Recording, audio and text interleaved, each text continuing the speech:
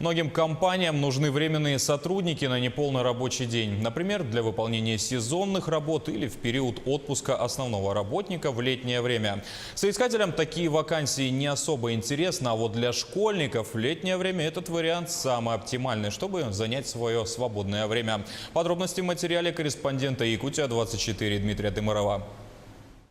Лето, пора отпусков и каникул. Взрослое население хочет отдохнуть, а вот дети, наоборот, ищут работу. В трудоустройстве им помогает Центр занятости населения города Якутска. Я записалась сюда, пришла, мне подсказали работу.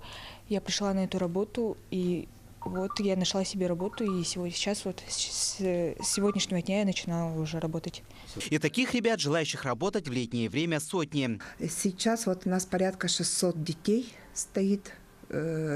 Подали свои анкеты, они все хотят работать на каком-нибудь предприятии. Подростки готовы заняться любым видом деятельности, начиная от общения со своими сверстниками, заканчивая работой с документами. В Центре занятости населения каждый из них уже приходит со своими конкретными запросами. Желательно волонтером или вожатым, потому что с детьми проще общаться все-таки, так как ты сам еще ребенок, так намного проще найти общий язык с детьми.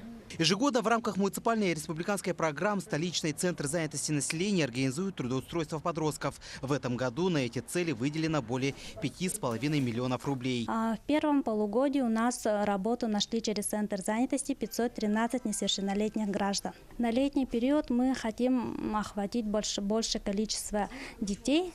Так, в прошлом году у нас было трудоустроено 1273 ребенка. В этом году планируется тоже трудоустройство этого же количества детей. Главная проблема трудоустройства подростков. Работодателей, готовых принимать на временную работу школьников, с каждым годом становится все меньше.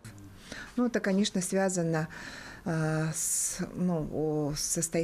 финансовым и экономическим состоянием многих предприятий из-за повышения МРОТ по Российской Федерации, да, то есть сейчас многие предприятия, особенно бюджетные, должны обеспечить зарплату своим работникам до МРОТ.